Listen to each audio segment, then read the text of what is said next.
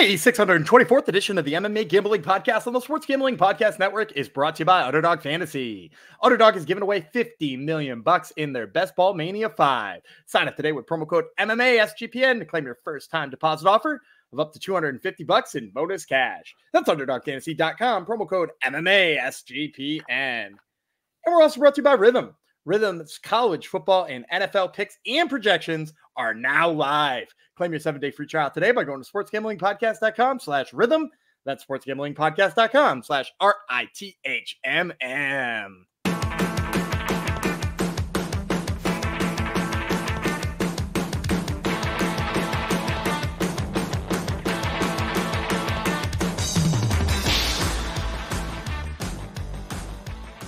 Howdy ho, Degenerinos. Welcome to episode 624 of the MMA Gambling Podcast on the Sports Gambling Podcast Network. Going up to Skylar Creasy, our 800th subscriber on YouTube. And he put a nice comment on there. He just went in there and subscribed, even though he doesn't watch us on YouTube. He went in there just to support us. So I respect that. Thank you, Skylar, and everyone else. At least 200 more of you should do the same. That would be MMA Gambling Podcast on YouTube. Thanks for coming to the show. I am Jeff Chalks Fox, aka the bearded one, is what I was called. The bearded one's mic is sounds bad. So I got some good news and some bad news. Good news, I got my good mic back. So that could be bad news too, because you have to hear me clearer than you did before. The bad news, Gumby beat me once again on UFC picks, which should not be happening. UFC is the one where I usually beat him, and he's the king of regional. But no, Gumby had a good night last night. So all the Jeff Chalks Fox stands out there, I'm sorry I let you down once again. It's not a UFC episode. We're not going to talk about UFC.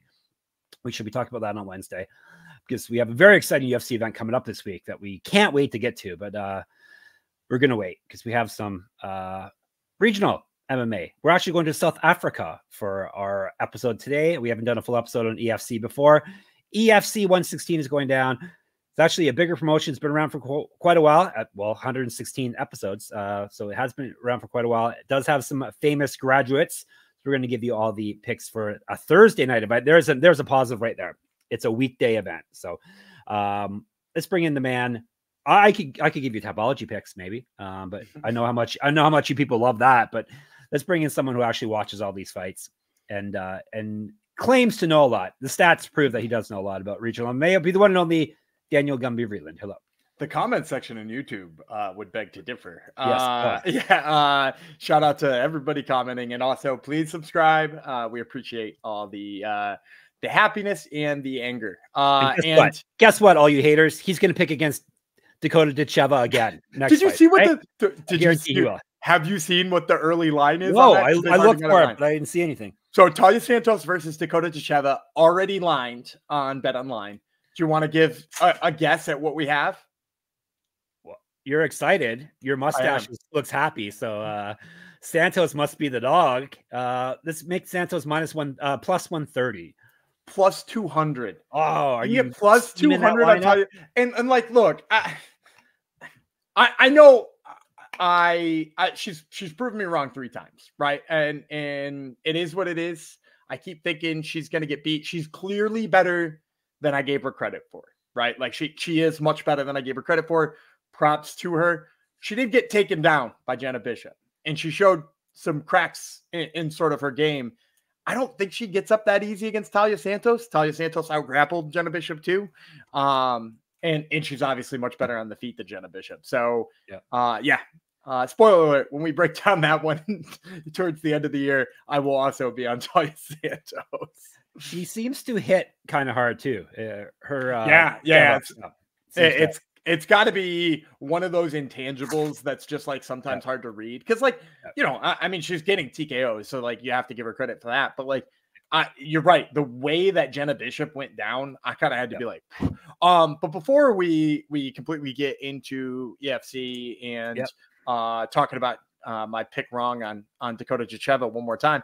I do have to mention that I was 10-4 this weekend in regional MMA, up a little bit over 2 units, which brings us to about up 17 units on the year on non-UFC MMA.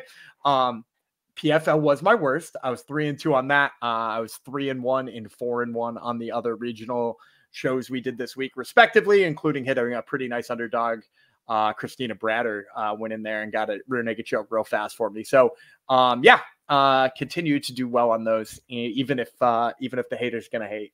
You know why you were 3-2 in PFL, because it's the parlay favorites league, and you took. But did you see there were some dogs on the undercard though? I hit Anthony Ivy at plus 180 as a lightning round pick, which we don't technically count towards our record, but like that would have been a nice one. Your bank account counts it. Yeah. So it's continues to be a favorites league. I guess especially on the main card. Yeah. Just the way they want it. Apparently, PFL. That's how they book things. All right. Before we jump into EFC 116, let me tell you about what the bosses are up to. Ryan and Sean, they of course host the Sports Gambling Podcast, and they have launched their 32 NFL team previews. It's ongoing as we speak. And as a bonus, each team preview will include a code word. Submit the 32 code word phrase, and you could be the lucky winner who gets a $500 NFL Circa future bet. The code word's going to be something about Gumby and Chalks are the best. They deserve a big raise or something like that. Subscribe wherever you get your podcasts and the SGPN app. And of course, while you're on YouTube, subscribe to ours. You can subscribe to the bosses as well. All right, EFC. We've dabbled in the EFC, right? I think we've jumped in for parts of episodes, but we haven't done a full episode on it, right? Yeah, back when we used to do like conglomerate regional shows where we used to try to hit like 7 events and just cherry pick the best fights. We used to hit a main event here or there, but this is, I think, the first time we've dug into a full card. Yeah, people seem to like when we do rarer promotions. Our most listened and viewed episode is UAE Warriors. So even more than PFL, more than UFC, more than LFA. Yeah. So you've a lot of sickos out there, Dan, and we are your pusher. We are pushing the sickness onto you. All right. So this is EFC 116. I couldn't figure out where to watch this on their web. I'm checking their website. Is it pay-per-view through their website? They've bounced around a lot of different places. Yeah. It's been pay-per-view on their website for some events. I know they did a free YouTube couple once in a while, and then I want to say they were affiliated with UFC Fight Pass for like 2 events or something like that. So I don't know off the top of my head because it seems like they rotate so often. Yeah. But if you're in the Discord, sportsgamblingpodcast.com/Discord, I will try to get you an answer. Yeah. I checked their website and it was blank when you go to how to watch page. So I guess you have to telepathically watch it, or you have to go to Sandton, South Africa. Want to tell the people some of the famous grads of EFC? Yeah, I mean, there's been pretty much, if you know an African fighter outside of Israel Adesanya, they fought for EFC. I guess maybe not Ngannou too. It's like those guys, while they're from Africa, they did emigrate to other countries. So like those two, maybe not. But like Gareth McClellan came from there. Zulu, who was on The Ultimate Fighter. You got Dricus du Plessis. You know, like that. There's Themba Gorimbo fought for him. You know, like. Don't forget the most important grad, Gumby. Oh, Cameron Simon. Yes, yeah, Cameron Simon. Both the Bazes, although one's now with Vlismas. JP Baze, who is in the UFC, and then his estranged wife, Cheyenne, now Vlismas. Though they both came from EFC as well. I want to say Jared Vandera went down there for a fight too. I think he did. I think you're right. Yeah. Like really weird. Like, I think I had a really weird conversation with him about it one time. Well, every conversation with that guy is a little different, isn't it? He's a character for sure. I like a character. Yep. MMA is full of it. All right. EFC 116, Sandton, South Africa. If we have any listeners from South Africa, let us know. Holla. I could dive into the stats, but it'd be better if you let us know. Let us know if you're going to Sandton, South Africa. Sometimes people in the Discord post photos of them at, usually it's Burr at the big Asian events. So it's always cool to see when people are at live events all over the world. So this is going on Thursday, as I said, the 8th of August, 9 a.m. Eastern, Thursday morning. What could be more degenerate than that? You'll be up betting on the Olympics anyhow. So let's bet on some MMA too. So EFC. 9 fights. We're going to give you the 5 that Gumby has picked for us, and then we shall do the lightning round because lightning strikes in South Africa as well. We're starting off. We're going to have some fun names today. Let me tell you, Gumby read all the names off to me before the episode went down, which is always kind of like a cheat for me when he does that. But I'm not going to remember any of them. So let's get into it. South Africans versus South Africans to kick things off at flyweight. Kelvin Smit versus Siyanda Vilakazi. I guess that's easy enough, right? Yeah. Yes.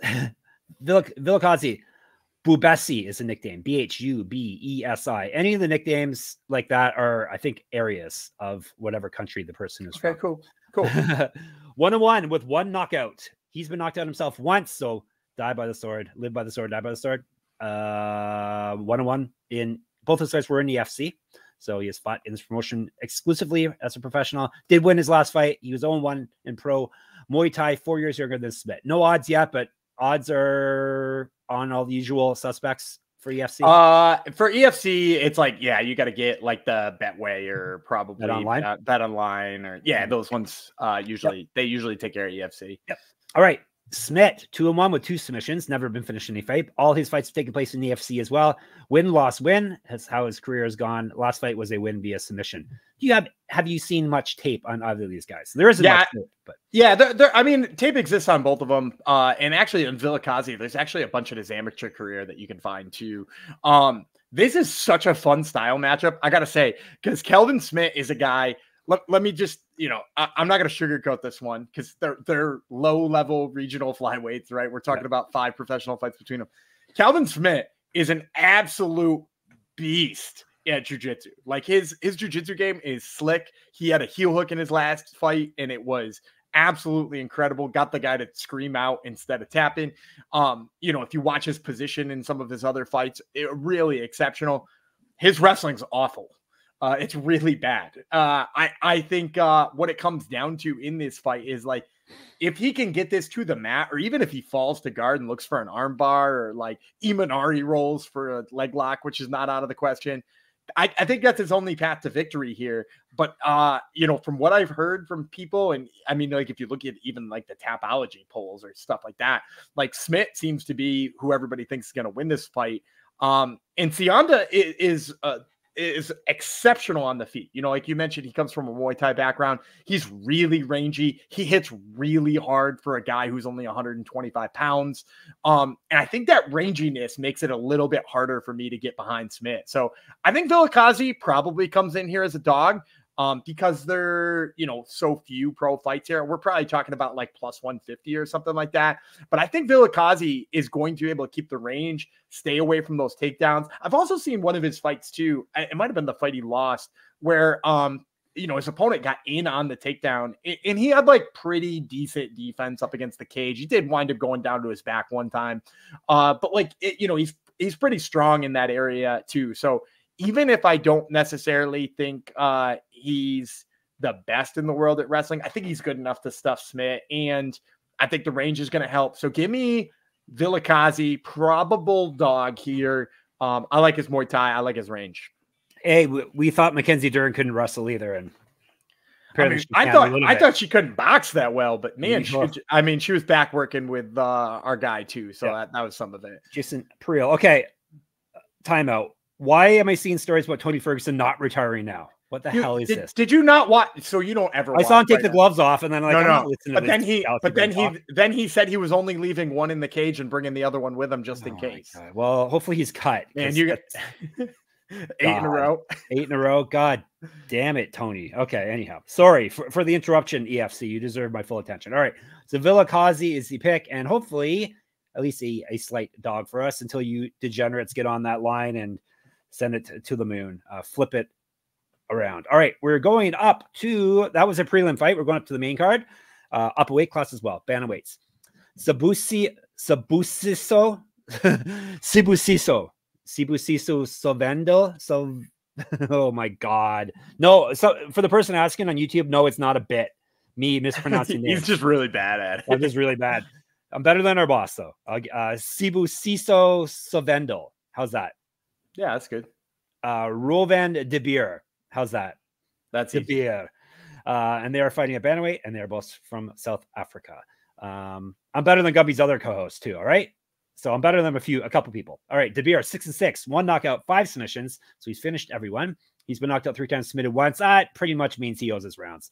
All his fights have taken place in EFC. He's gone loss, win over his last. That would be 6 by my math, and he won his last fight via submission. That was back in June of 2023. Oh, the good old days, June 2023. 2 inches height, 2 inches reach over Sovendle. And that's all I got. Sovendle, the little assassin, 3-2 with 1 submission. All the fights have been EFC. 2-1 over his last 3, including losing his last fight via submission. He's fight at featherweight, 12 years younger than De Beer. Speaking of little assassins, Gumby, in a couple of days, we're going to cover someone who is 4'8". Did you realize that? I did, yeah. Okay. All right. Sorry. Go ahead. So I think Sovendle is going to be a slight favorite here. I'll say like -145. De Beer, kind of to go back to the same as Kelvin Smit. Like he's a fun jiu-jitsu specialist. Like particularly his arm bars are really sharp. I think the line will stay close here because while Sovendle is like looked a little bit better in his fights, he is coming off of a submission loss, and that could cause a little panic in the Sovendle side. But I'm going to say I like Sovendle anyway, because if you watch most of his fights, he stays away from the wrestling game. He knows how to block a takedown. And also, if you watch that fight too, he was up 2 weight classes. That fight was at lightweight. So like, you know, how much are you going to put stock in the fact that he couldn't keep an 155er off of his back when really he's a 135 pounder? I think he's stronger than De Beer. I think the takedown defense will hold up. And then the other thing I like about Sovendle here in this fight is, you know, De Beer is going to have to close distance. He's going to look for that clinch. I don't think he's particularly a good wrestler, so he's going to be looking for like trips and stuff to get the fight to the mat or trying to get in the clinch and a pull guard. And Sovendle has absolutely phenomenal knees in the clinch. He knees to the body, he knees to the head. He actually mixes it up really well. His Muay Thai plum seems like really difficult for opposing fighters to get out of. They seem to like want to back away and not be in it anymore, and he's like got a good grip on it. So I like Sovendle for those reasons. I think he matches up well with De Beer, and I think you're probably going to see him at a light enough price here that you can get on the money line without feeling like you have to mix it up with something.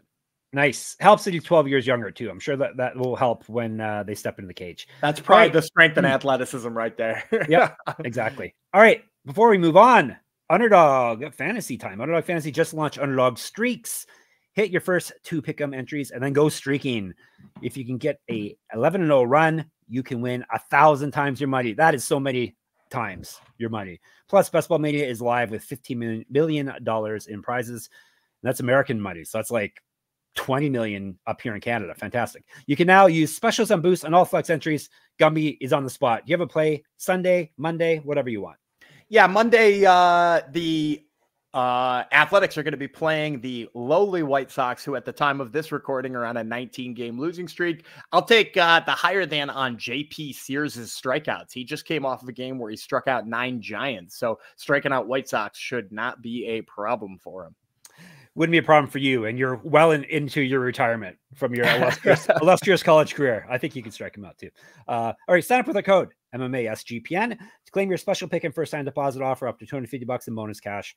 UnderdogFantasy.com and promo code MMA SGPN. And our friends at Game Time are back with us again. If you've ever had trouble buying tickets, or you've scrambled, or you just found out about an event last minute, well, Game Time has got you covered.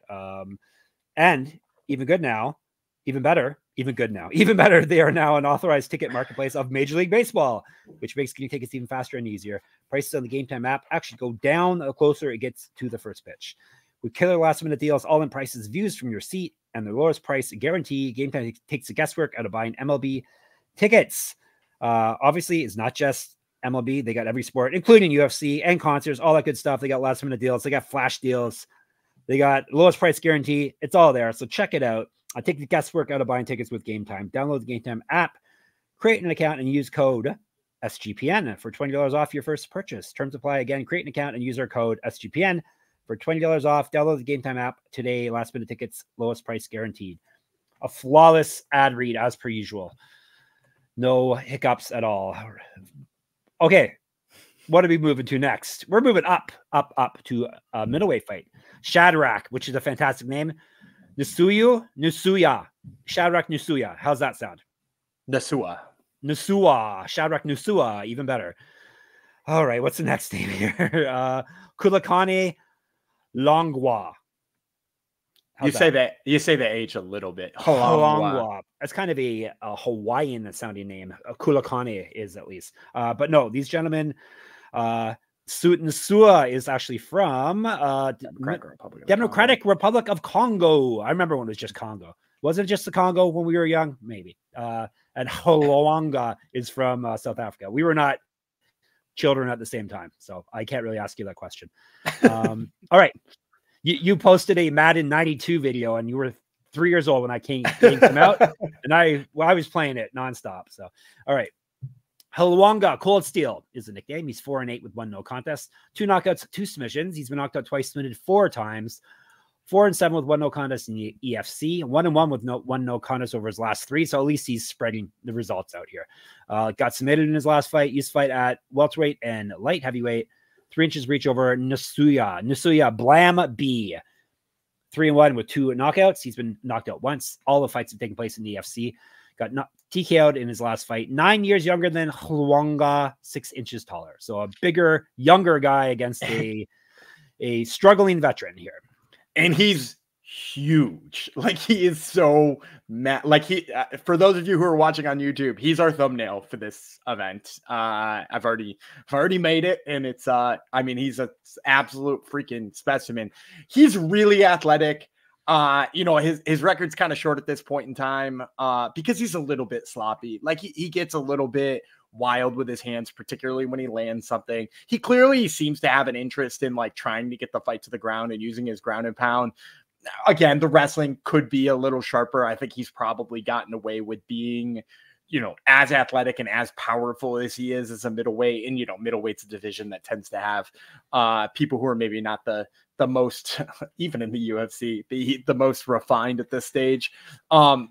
But, like, I think this is a get right fight, right? Like you said, he's coming off of a loss. They're giving him a 4-8 boxer who doesn't really have all that much wrestling. So you're going to see a guy who kind of wants to wrestle and ground and pound off against a boxer who really doesn't want to be on his back and doesn't do a good job getting off of it either. So I think this is an obvious spot for Nsua. I think, you know, this probably not going to be a playable line here. You're probably going to see upwards of -500 or -600 on Shadrack's name. And, you know, it's deserved. I mean, like, this is a perfect fight to get him back in the win column and get him to 4-1. What's the best you think we could get him at? I mean, I'm hoping it, like, I wrote down right here that I hope it posts at -500. Like, I hope, I hope that, because it could be a lot worse. And especially because, like, you know, like, if you just Google his name and you get a picture of him, you're going to be like, damn, that dude's a fighter. And then on top of that, the fact that he's way taller, he's up against a guy who's 4-8, who doesn't even seem to be particularly motivated to continue his MMA career because he's boxing and doing all this other stuff too. So, like, I mean, like, just simple Googling would make you want to fade Hlongwa, which is, you know, exactly what the books, that's when the books get it right. So I think the books will get it right. I think it'll be a big old favorite here. There's the title of the episode. Gumby is a Google capper now. He's looking up people's physiques and, like, okay, I'm picking that guy. No, I mean, watch him fight in pro right hand. Yeah. All right. We're to the co-main event, or at least second from the top as of now. It's actually non-South Africans. It's a fighter from Zimbabwe, Sylvester Chipfumbu, which is one of the funnest names around, versus a fighter from the Democratic Republic of Congo, Jean-Jacques Lubaya, which is a fun name as well. This is a featherweight fight, and Zimbabwe, thumbs up for your flag. Very nice, colorful flag. This is all about flags, this episode. Chipfumbu is Gladiator. He's 10-6, 4 knockouts, 1 submission. He's been knocked out twice, submitted once. 8-3 in the EFC, and the former champion. He's trying to climb back up to the top. He's won 2 of his last 3 and 3 of his last 6. Got TKO'd in his last fight. He's fight down at flyweight and bantamweight, and he's got inch of height over Lubaya. Lubaya, Ziwi. It's a nickname. 9-0, 4 knockouts, 1 submission. He's 1-0 in the EFC. Used to fight at lightweight, 6 years younger than Chipfumbu. By my topology capping, this looks like a pretty good matchup. I think Lubaya is going to be a sizable favorite. We'll say -300 to +250. And this is an underdog spot I'm going to swing on. I like Sylvester Chipfumbu. And the big reason, like you said, he's got some really high level experience. You know, we mentioned Zulu earlier on the show. He's fought Zulu. I want to say there's a couple other names, but they're escaping me right now that he's fought. But in addition to that, too, if you watch him fight, really snappy kicks, really good at developing range. Like, he's a guy who puts really good range together. He actually also has some, like, kind of sneaky wrestling. And if you watch Lubaya, he's a guy who he generates a lot of power, which is, you know, why he's got a 9-0 record, which is why people are hyped on him and all that kind of stuff. But he throws really wide hooks and kind of overextends himself. So when you put him in there against a guy like Chipfumbu, who kicks the legs out from underneath you and is good enough at maintaining that range, I think he's going to have a tough time closing the range. And the other thing that I would notice too is Lubaya has shown that he tires a little bit late in fights, particularly if he's had to defend some wrestling or if he's swung and missed on a lot of shots. And I think Chipfumbu has the ability to sort of force him to do both of those things, you know, and if he gets busy with those snappy leg kicks right from the get-go, I could also see Lubaya having a tough time sitting down on his punches later in the fight too. So you're going to see that power sort of dissipate. And I think Chipfumbu has the skill set to sort of do everything that you would need to beat the Lubaya here. So yeah, give me Sylvester Chipfumbu. I'm going to guess like 2.5 to 1 here on his line.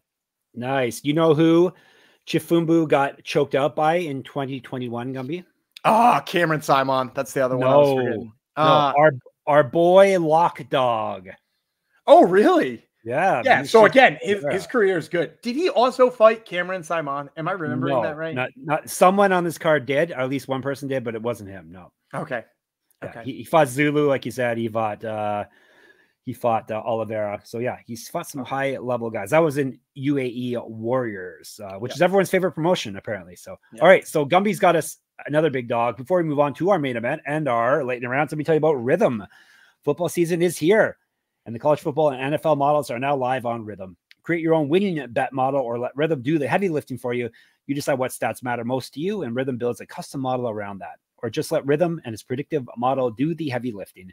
Rhythm uses AI projections from MIT data scientists. They're smart at that school, I hear. Rhythm already has you covered for NFL Week 1 and college football Week 1. So check it out. I can't tell you any of their plays because I know nothing about football. So I kind of do. But claim your 7-day free trial today by going to sportsgamblingpodcast.com/rhythm. That's sportsgamblingpodcast.com/RITHMM. Circus Sports is back. That's something I know about. With Circus Survivor and Circa Millions, giving away $16 million in guaranteed prizes. Imagine the regret you'll feel if you win your office Survivor pool but didn't enter the Circa Survivor. Don't have a trip booked for Las Vegas yet before football? Ultimate Contest weekend is a great time to go out. You can hang out with their bosses, Ryan and Sean. Tell them how great Gumby and Shocks are and enjoy some of the open bar events at the greatest sports book in the world, August 22nd through the 24th. You use promo code SGP15 to save 15% on your hotel room for sign-up weekend. Sign up in person at Circus Sports between now and September 7th and use a proxy to play from anywhere. We sign up in person. So basically, sign up in person at Circus Sports now September 7th. Use a proxy, and we even have a deal for a proxy.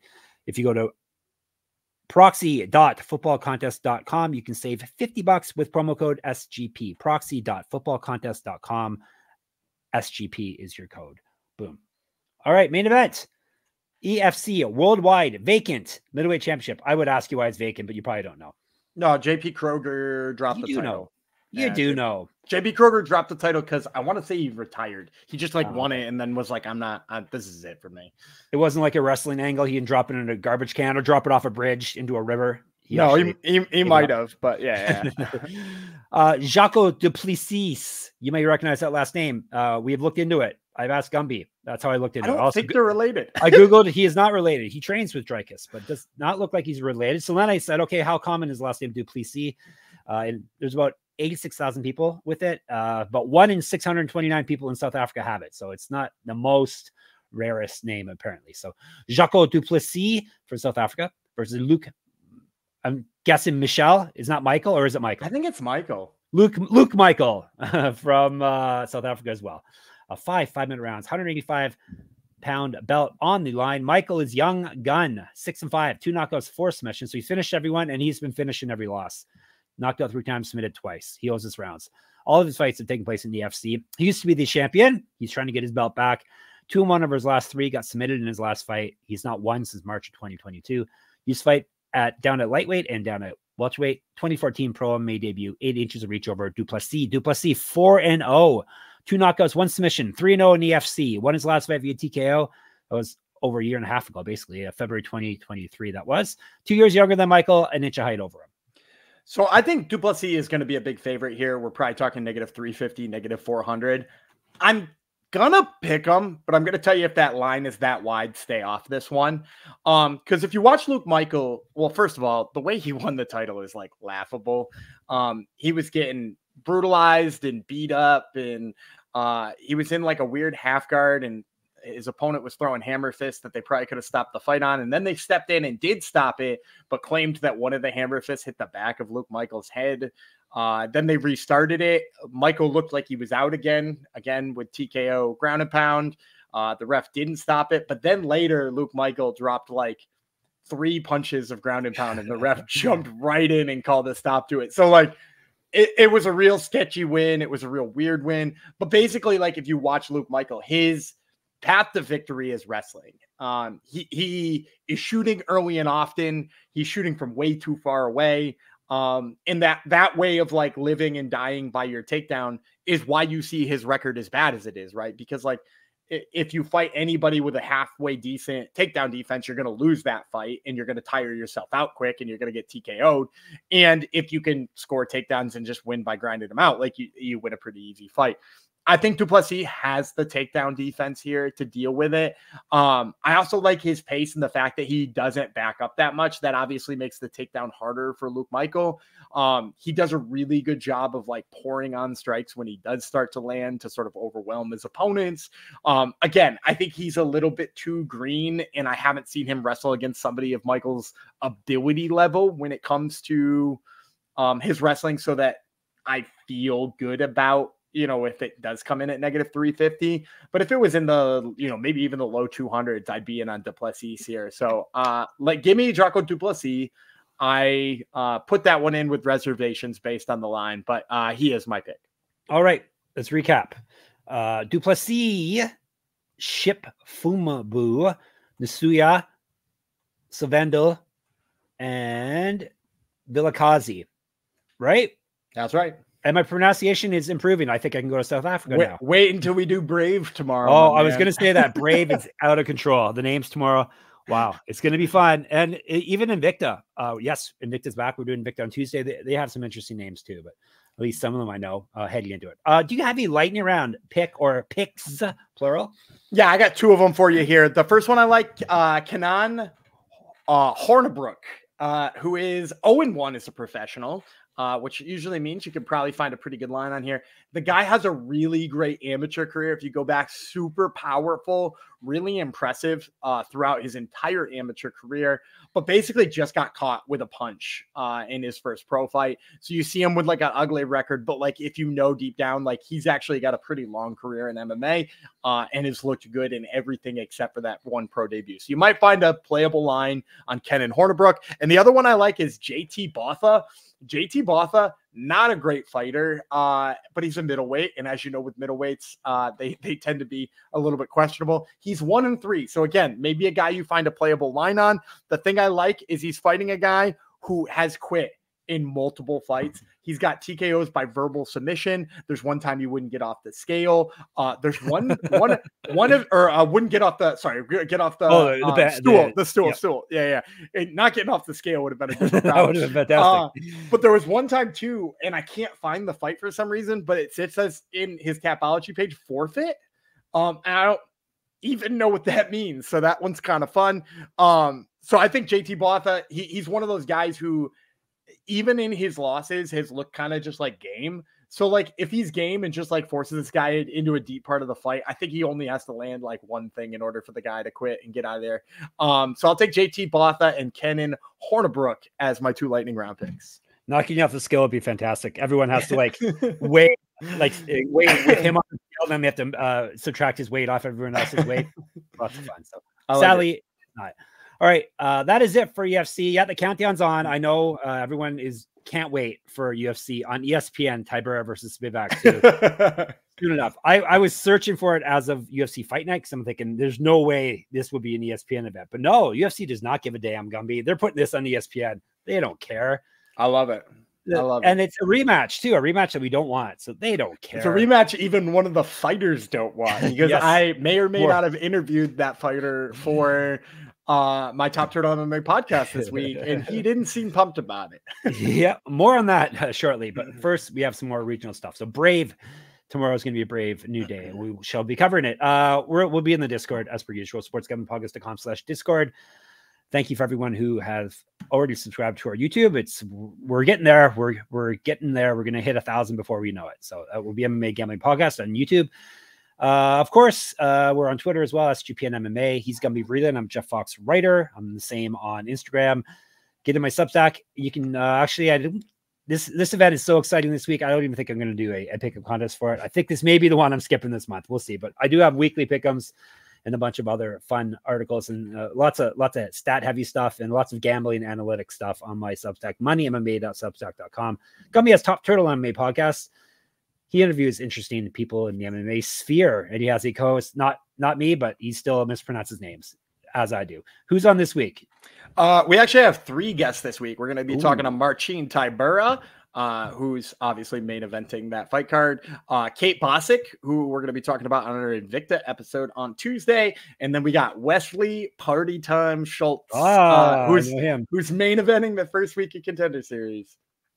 And Gumby's losing his voice. Lucky the episode's over. We have no more to do today, right? Right. We're definitely not recording 2 more episodes in a row after this.